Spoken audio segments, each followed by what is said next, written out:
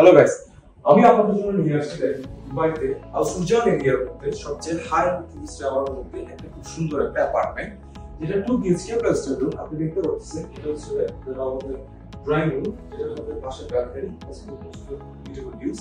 এটা ছোট একটা drawing room, please come here.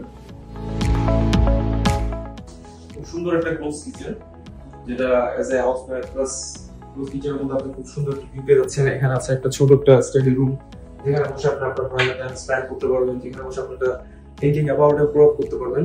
And there is a master bedroom balcony plus washroom. Okay.